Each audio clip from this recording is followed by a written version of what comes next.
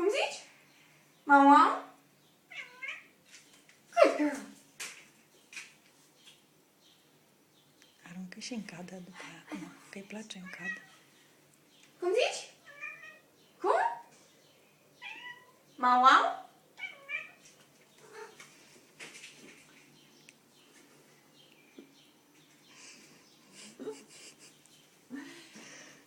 Bravo! Cum zici, pufuleț? Bravo, pufuleț! Ups!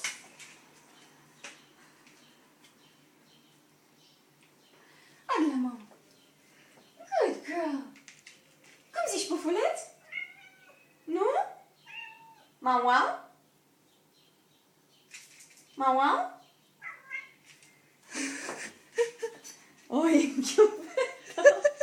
Nu vedem dacă reușești să ia. Nu pot să cred, s-a urcat în chiuvetă.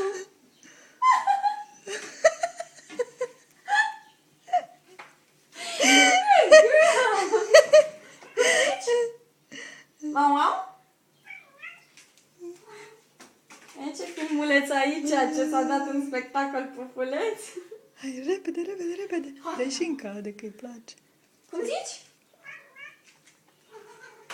Ei, nu nimeresc eu cada.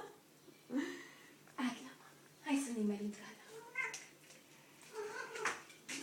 Nu nimeresc deloc în cada. Un pic de țintă. Hai, înainte și în cadă. Hai în cadă, hai să aruncăm în cadă. Cum zici?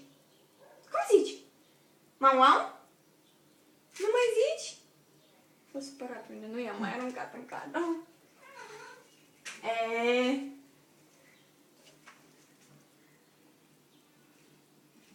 Bravo! Bravo, pufuleț! Cum zici?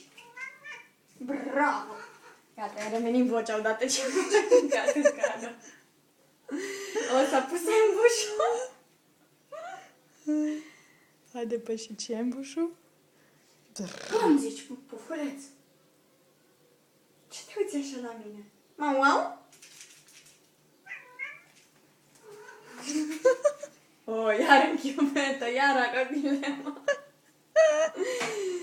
Filmează de aici. Hai că apare. Opa! Bravo! Bravo, pufuleț! Good girl! Cum zici? Bravo!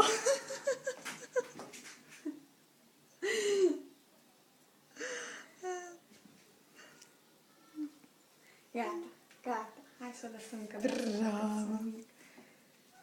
Oh, își caută culcuș. Gata, dorme cu protejându-și mama.